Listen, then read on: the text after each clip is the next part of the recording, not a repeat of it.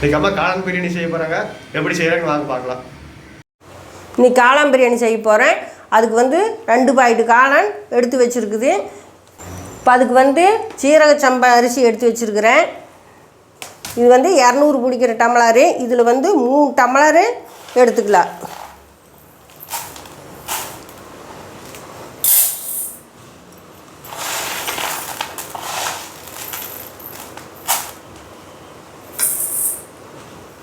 இப்போ 3 டம்ளர் அரிசி அளந்து வச்சுட்டேன். இப்போ தக்காளி அரிஞ்சிக்கலாம். பெரிய வெங்காயம் ஏற்கனவே 3 வெங்காயம் அரிஞ்சு வச்சுட்டேன். இப்போ தக்காளி 4 தக்காளி எடுத்து வச்சுருக்குது. இப்போ 4 தக்காளி அரிஞ்சிக்கலாம்.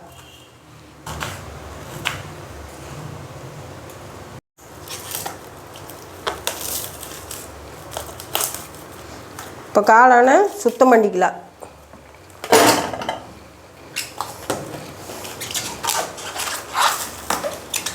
நல்லா சுத்தமாக தேய்ச்சி அலாசிக்கலாம். அந்த கருப்பெல்லாம் இப்போ தான் போகும்.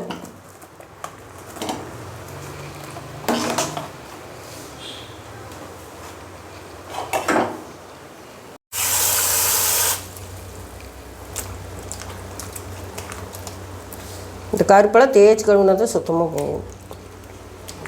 ஒரு 2-3 டைமும் சுத்தமாக அலாசிக்கலாம்.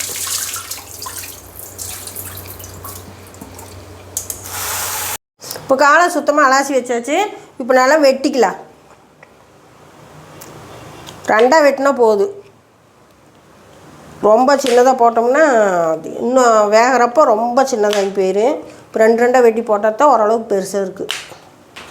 வெட்டி பிரிச்சில் வச்சுக்கலாம். ரொம்ப நேரம் வெளியில் இருந்தால் வெங்காயமெல்லாம் வதங்குறதுக்குள்ளே இன்னும் செவந்து போயிடும். இப்போ லைட்டாக செவந்துருச்சு.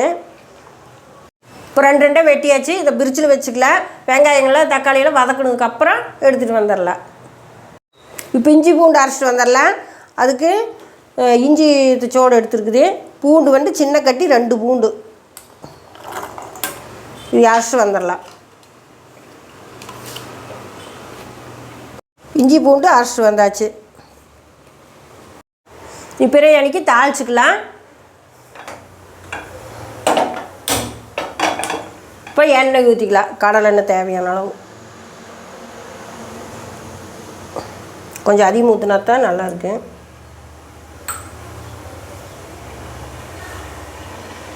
நல்லா எண்ணெய் வெங்காயம் போட்டுக்கலாம்.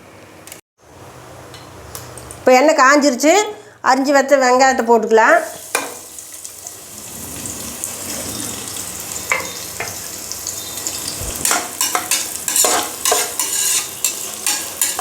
நல்லா பாதி வதங்கினதுக்கப்புறம் பிரியாணி சாமானம் அந்த இலை இதெல்லாம் போட்டுக்கலாம். இப்போ போட்டோம்னா கரிஞ்ச மாதிரி போயிடும்.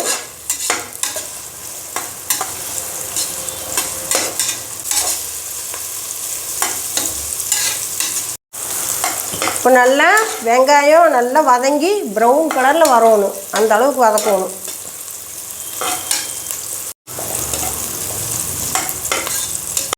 இப்போ வெங்காயம் நல்லா ப்ரௌன் கலரில் வதங்கிருச்சு. இப்போ பிரியாணி சாமானமெல்லாம் போட்டுக்கலாம்.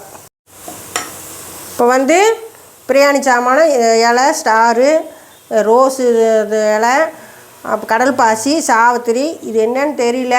தெரிஞ்சால் கமெண்ட் பண்ணுங்க. இதெல்லாம் போடலாம். போட்டு ஓரளவுக்கு செவந்த வரைக்கும் வதக்கிட்டு அப்புறம் தக்காளி போட்டுக்கலாம். முதல்ல உடனே தீஞ்ச மாதிரி போயிடும். இப்போ ஏலக்காய் நாள் போட்டுக்கலாம். ஏலக்காய் மறந்துட்டேன். ஏலக்காய் நாள் எடுத்து ஏலக்காய் சின்னதாக 4. இப்போ தக்காளி போட்டுக்கலாம். 4 தக்காளி.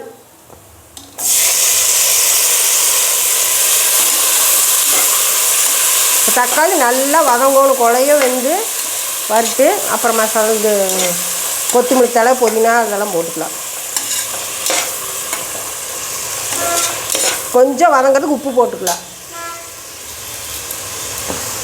இப்போ கொஞ்சமாக போடுறேன். அப்புறம் கொஞ்சம் போட்டுக்கலாம்.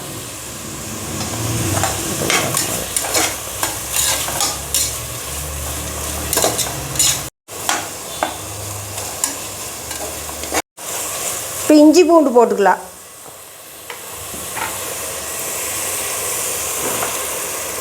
இஞ்சி பூண்டு முதல்ல போட்டால் எல்லாம் பட்டி தீஞ்ச மாதிரி ஆயிரும். போட்டுக்கலாம்.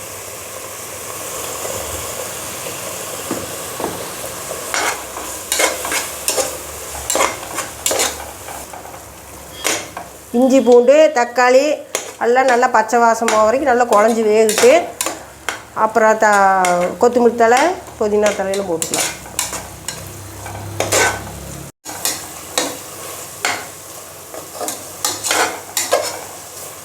இப்போ தக்காளி எல்லாம் நல்லா வதங்கியாச்சு. இப்போ கொத்தமல்லி தழை போட்டுக்கலாம். இப்போ புதினா தழை,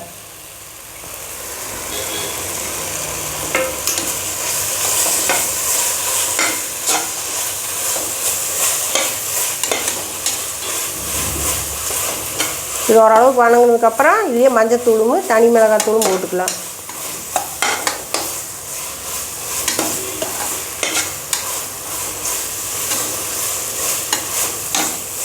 இதில் மஞ்சத்தூள் போட்டுக்கலாம். மஞ்சத்தூள் கொஞ்சம், தனி மிளகாத்தூள் 1 டீஸ்பூன், காரத்துக்கு தகுந்த மாதிரி நம்ம போட்டுக்கலாம்.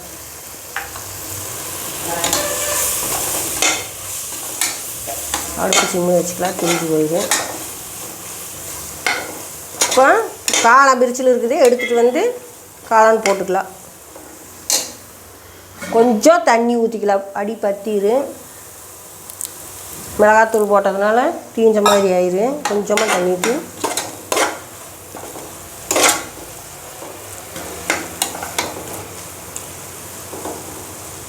இப்போ காளான் பிரிச்சில் இருக்குது, எடுத்துகிட்டு வந்துக்கலாம்.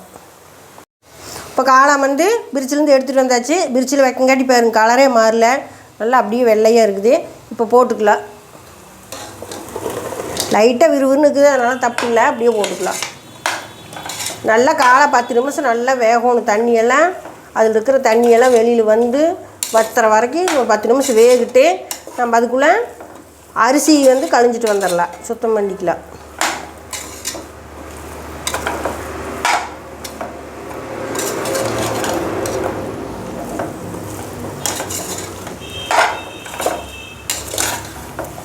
கொஞ்சம் நேரம் ஆனால் தான் தண்ணியெல்லாம் வெளியில் வரும். தண்ணி ஊற்றக்கூடாது, அதுலேயே தண்ணி நிறைய விடு.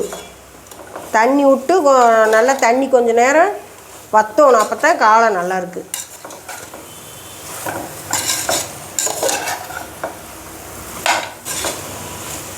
இப்போ காளான் கொஞ்சம் நேரம் ஒரு 10 நிமிஷம் வேகிட்டு நம்ம அதுக்குள்ளே அரிசி கழிஞ்சிட்டு வந்துடலாம். ரொம்ப நேரத்துக்கு முன்னே அரிசி போட்டோம்னா உடஞ்ச மாதிரி போயிடும். அதனால் இப்போ கழிஞ்சிட்டு வந்தால் கரெக்டாக இருக்குது. 10 நிமிஷம் ஊறினா போதும்.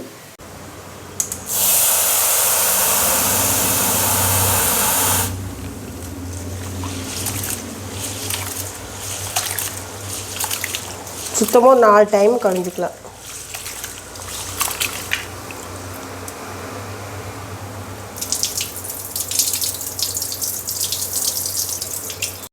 இப்போ அரிசியை நல்லா கழிஞ்சிட்டு வந்தாச்சு. இப்படியே கொஞ்சம் நேரம் இருக்கட்டு. 1 டம்ளர் அரிசிக்கு 1.5 டம்ளர் தண்ணி ஊற்றணும். பழைய அரிசி இருந்தால் கொஞ்சம் எச்சு பிடிக்கி. புதிய அரிசிங்கிறனால நான் 1 டம்ளர் அரிசிக்கு 1.5 டம்ளர் ஊற்ற போகிறேன். இப்போ வந்து காளான் கொஞ்சம் நேரம் நல்லா வேகணும். பாருங்கள் தண்ணி எவ்வளோ தண்ணி விட்டுருச்சு. இன்னும் கொஞ்சம் காளான் வந்து நல்லா சுண்டோணும் காளான், அப்போ தான் டேஸ்ட்டு நல்லா இருக்குது. இந்த தண்ணியெல்லாம் வற்றி இன்னும் கொஞ்சம் நேரம் வேகட்டு, அப்புறம் அரிசி போட்டுக்கலாம்.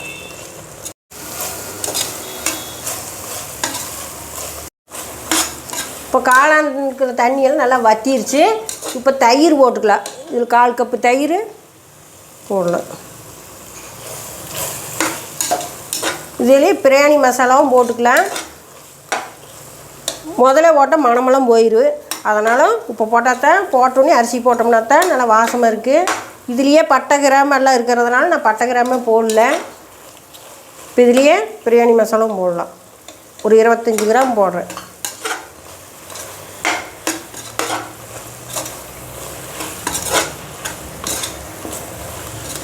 நல்லா கலங்கியாச்சு. இப்போ அரிசி போட்டுக்கலாம்.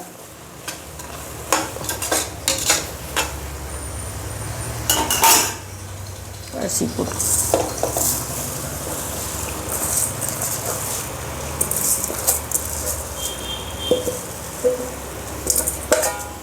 அரிசி போட்டு நல்லா கலந்துக்கலாம்.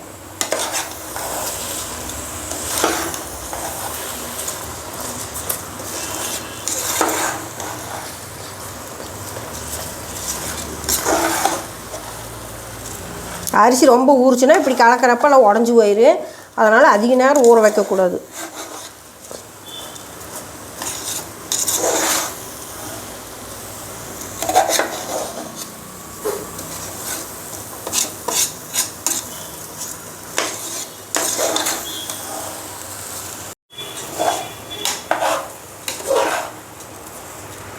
இப்போ தண்ணி ஊற்றிக்கலாம். நல்லா கலந்தாச்சு.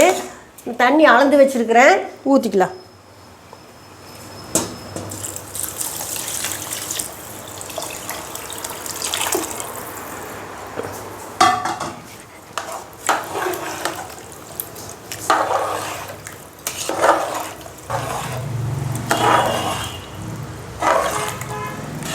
இப்போ கலக்கியாச்சு.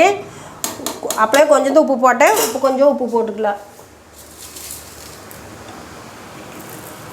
கொஞ்சம் போட்டு அப்புறம் கொஞ்சம் எப்படி இருக்குதுன்னு பார்த்துட்டு பத்திரினா போட்டுக்கலாம். இப்போ இதுலேயே நெய் கொஞ்சம் ஊற்றிக்கலாம்.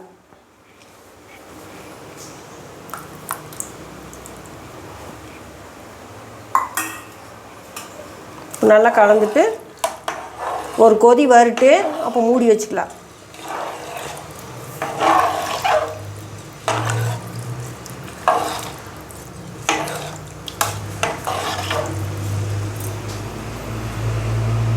கொதிக்கிட்டு அப்புறம் மூடி வச்சுக்கலாம்.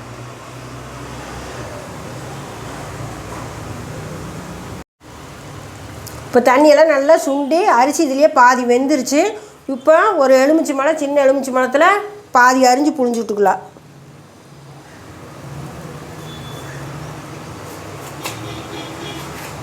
இந்த அளவு புழிஞ்சுட்டுக்கலாம். விதையை எடுத்துட்டு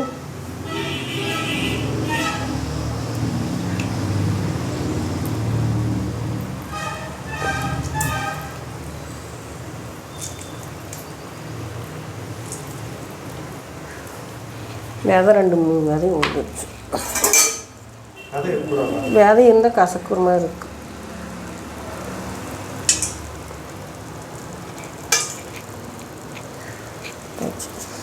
இப்போ கிளறி விட்டு மூடி வச்சு கொஞ்ச நேரம் 10 நிமிஷம் சுட்டால் போதும். சவுண்டே விட வேண்டியதில்லை. 10 நிமிஷம் அப்படியே சிம்மிலேயே வேகட்டு. இப்போ மூடி வச்சுக்கலாம்.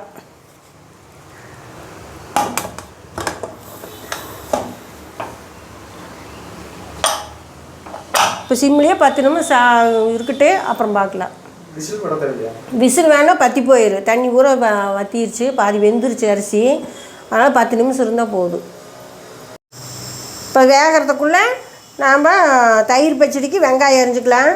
சின்ன வெங்காயமாக ஒரு 6 வெங்காயம் எடுத்து வச்சுருக்குது.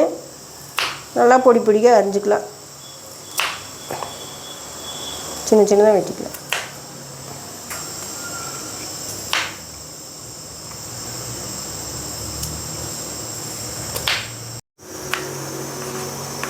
இப்போ நல்லா சின்ன சின்னதாக வெட்டியாச்சு. இதை தண்ணியில் போட்டு நல்லா அலாசிக்கலாம். அலாசினா தான் அந்த காரமெல்லாம் போனால் தான் அல்சர் ஆகாது. அதனால் அலாசிக்கலாம். இப்போ வெங்காயம் நல்லா அலாசியாச்சு. இப்போ தயிர் கொஞ்சம் உப்பு போட்டுக்கலாம். தூள் உப்பு கொஞ்சம் போடுறேன். போட்டு நல்லா கலந்துக்கிட்டு இப்போ வெங்காயத்தையும் போட்டுக்கலாம். கேரட் இருந்தால் கூட போடலாம். இது அதே மாதிரி சின்ன சின்னதாக வெட்டி போடலாம். கேரட் இல்லை, கேரட் போட்டாலும் நல்லாயிருக்கும்.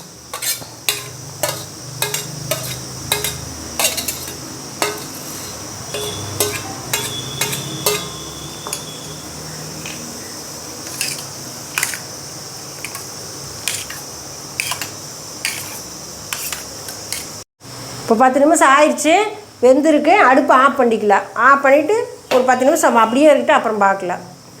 இப்போ அடுப்பு ஆஃப் பண்ணி 10 நிமிஷம் ஆயிடுச்சு. வாங்க பார்க்கலாம்.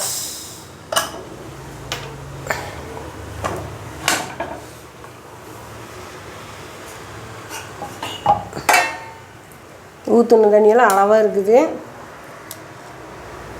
சாப்பாடு நல்லா வெந்துருச்சு. தண்ணி அளவாக போச்சு. நல்லா கலந்து விட்டுக்கலாம்.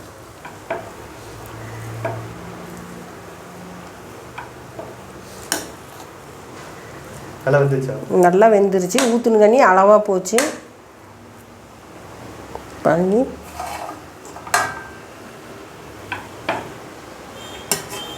தண்ணி அளவாக இருக்குது ஊற்றுனது.